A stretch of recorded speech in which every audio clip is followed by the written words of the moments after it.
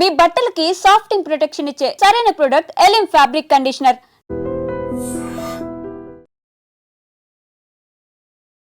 డబ్బు మాయలో పడితే ఏ పనైనా చేయిస్తుంది అని చాలా టైమ్స్ మనం విన్నాం. చాలా ఇన్సిడెంట్లో కూడా మనం విన్నాం. గతంలో అప్పులు చేసో అప్పుల బాధతోనో చనిపోవడమో చచ్చిపోవడమో చంపేయడమో ఇట్లాంటివి జరిగేది. కానీ అసలు ఇప్పుడు తన మన అంటూ ఏ భేదం లేకుండా ఆన్లైన్ బెట్టింగ్ భూతం పూర్తిగా ఫ్యామిలీలోకి ఎంటర్ అయిపోయింది. ఎట్లా అంటే ఒక ఫ్యామిలీని అసలు నామ రూపాలు లేకుండా చేసేస్తుంది. అసలు తండ్ర చెల్ల అక్కన బావన అసలు ఏ రిలేషన్ కూడా గుర్తుండట్లేదు. అంత భయంకరంగా ఈ ఆన్లైన్ బెట్టింగ్ భూతంలో చిక్కుకున్నటువంటి చాలామంది వాళ్ళు నాశనం అవుతున్నారు. అట్లాగే వాళ్ళ కుటుంబాలను కూడా నాశనం చేస్తున్నటువంటి పరిస్థితి. తాజాగా ఈరోజు గచ్చిబౌలిలో జరిగినటువంటి ఇన్సిడెంట్ ఎంత దారుణం అంటే కొడుకే తండ్రిని చంపేసిండు. ఎందుకు? ఇప్పుడు ఈ రవీందర్, ఈయన పేరు వచ్చేసి రవీందర్, వీళ్ళు వనపర్తికి సంబంధించిన జిల్లా వాసులు. అయితే బతకడానికని చెప్పి వాళ్ళు గచ్చిబౌలిలో కొన్ని ఇక వాచ్మ్యానో లేకపోతే కూలీ పనో ఇట్లాంటివి ఉంటాయి కదా, సో దానికోసమని అంటే ఉపాధి కోసమని గచ్చిబౌలిలో వచ్చి నివాసం ఉంటున్నారు. అట్లాగే ఇప్పుడు ఈ రవీందర్ ఎవరైతే ఉన్నాడో వాళ్ళ చదువు కోసం కూడా ఎంతో కొంత భూమి ఉంటే నీ చదువు చాలా ముఖ్యం, నీ ఫ్యూచర్ చాలా ముఖ్యం అనుకున్నారు. కాబట్టి ఆ భూమిని అమ్మేసి మొన్ననే రీసెంట్లీ ఒక 6 లక్షల రూపాయలు తీసుకొచ్చి నువ్వు చదువుకో, ఈ 6 లక్షల రూపాయలు నీ ఫీజు రూపంలో కట్టి చదువుకో, నువ్వు నీ భవిష్యత్తు బాగా ముఖ్యమని తండ్రి భావించి ఉన్న భూమిని కూడా అమ్మి కొడుకు చదువు కోసం తీసుకొచ్చి ఈ రవీందర్ కొడుకు చేతిలో పెట్టింది. తీరా అప్పటికే ఈ రవీందర్కి ఈ ఆన్లైన్ బెట్టింగ్కి సంబంధించిన అలవాటు ఉంది. పాపం తండ్రికి తెలియదు. తండ్రి పేరు వచ్చేసి హనుమంత్ నాయక్. ఆయనకు తెలియదు. ఏమనుకున్నాడు? ఫీజు కడతాడు, ఇక చదువుకుంటాడు అనే అనుకున్నాడు. తీరా చూస్తే రవీందర్ ఫీజు కట్టినాక కూడా కాలేజ్ పోవాలి కదా. ఇప్పుడు కాలేజో దానికో టైమింగ్ ఉంటుంది, పోవుడు ఉంటుంది, వచ్చుడు ఉంటుంది, చదువుడు ఉంటుంది, బుక్స్ ఉంటుంది, ఇవన్నీ ఉంటుంది. అదేం కనిపిస్తలేదు. తీరా ఈయన క్వశ్చన్ చేసినప్పుడు లేదు, మా దోస్తుకు అవసరం ఉంటే మా దోస్తు కోసం అని ఇచ్చిన, ఆయన తిరిగి ఇచ్చేస్తాడు, నేను ఫీజు కడతా, నీకెందుకు, నేను చదువుకుంటా అనే చెప్తున్నాడట రవీందర్ వాళ్ళ తండ్రితోని. తీరా చూస్తే ఇన్ని రోజులు అవుతుంది, ఇంకా దోస్తు మీ దోస్తు ఇవ్వలేదా, ఈ 6 లక్షలు ఎవరికి ఇచ్చినావు, అసలు ఏం చేసినావు అని తండ్రి ఒత్తిడి స్టార్ట్ అయింది. ఇది జరిగి కూడా ఒక 1-2 మంత్స్ అవుతోంది. ఎంతకని మేనేజ్ చేస్తాడు? ఇప్పుడు ఆన్లైన్ బెట్టింగ్లో పెట్టిండు. ఆన్లైన్ బెట్టింగ్లో పెడితే ఏమవుతుందో మనందరికీ తెలిసిందే. ఆన్లైన్ బెట్టింగ్లో పెట్టకండి రా బాబు, అవన్నీ కూడా ఫేక్.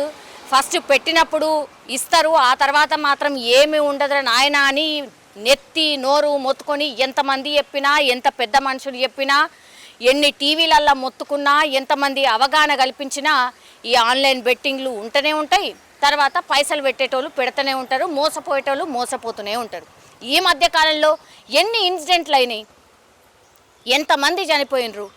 ఈ లోన్ యాప్స్ అనుకోండి, లేకపోతే ఆన్లైన్ బెట్టింగ్ యాప్స్ అనుకోండి, మొత్తం నాశనమే కుటుంబాలు. ఇక్కడ కూడా అదే జరిగింది. ఇప్పుడు ఏం చేసిండు రవీందర్? ఊకే వాళ్ళ తండ్రి ఎట్లా మాట్లాడతాడో మనకు తెలుసు కదా. ఇంట్లో 6 లక్షలు అంటే మామూలు విషయం కాదు. చదువు కోసమని ఉన్న భూమిని అమ్ముకొని నా కొడుకు బాగుపడతాడని చెప్పి చదువు కోసం భూమి అమ్మి పైసలు తెచ్చి చేతిలో పెడితే ఎవరికో దోస్తుకి ఇచ్చినా రేపిస్తాడు మాపిస్తాడని చెప్తే ఎంతకని నమ్ముతాడు తండ్రి? ఇక లాభం లేదనుకున్నాడు. ఆ ముచ్చట కూడా తెలియదు. రేపిస్తున్నాడు, ఇగో ఇక్కడికి ఇస్తా అని అన్నాడు, నువ్వు కూడా రా అని చెప్పి ఆ గచ్చిబౌలి అంటే కొంచెం నిర్మానుష్య ప్రాంతానికి తీసుకుపోయిండు తండ్రిని తీసుకుపోయిన తర్వాత గంతలు కట్టిండ్రు, కళ్ళకు గంతలు కట్టిండు. తెలవకుండా ఏడికి తీసుకుపోతున్నా ఏంది అని తెలవకుండా అనేది కూడా ఒక వర్షన్ వినిపిస్తోంది. తండ్రికి గంతలు కట్టి ఆ తర్వాత కత్తితోని మెడ దగ్గర పొడిచి చంపేసిండు. కన్న కొడుకు తండ్రిని పైసలు ఏవి, నేను ఇచ్చిన పైసలు ఎటుపోయినాయి అని అంటే అంత కర్కశంగా తండ్రినే చంపేసిండు.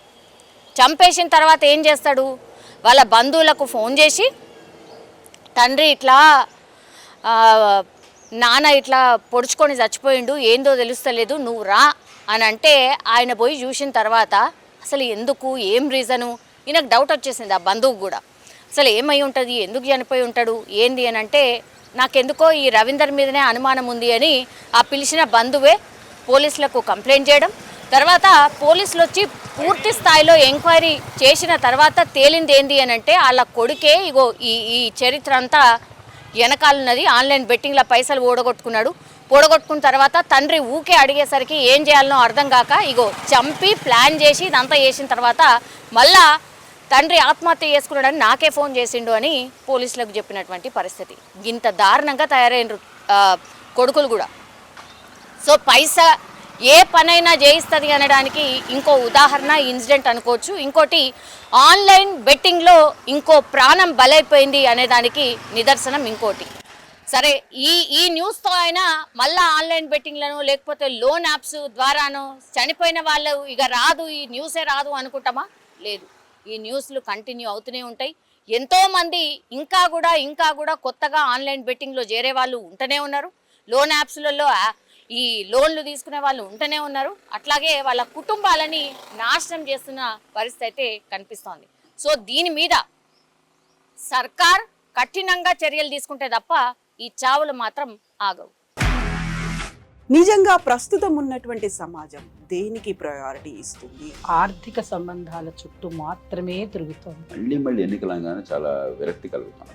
మంచి అనిపిస్తుంది కదా, లేడీస్ కూడా ఛాలెంజింగ్ జాబ్స్ చేసినప్పుడు చాలా బాగుంటది. ట్రాఫిక్ అసిస్టెంట్స్ గా నియమించిన ట్రాన్స్జెండర్స్ అందరితో సాల్యూట్ చేయించుకుంటున్నారు. ఫుడ్ డెలివరీ ఇవ్వటానికి వెళ్ళినటువంటి డెలివరీ బాయ్ అనిల్ పై కళ్ళ ముందు పెళ్ళండి కొట్టి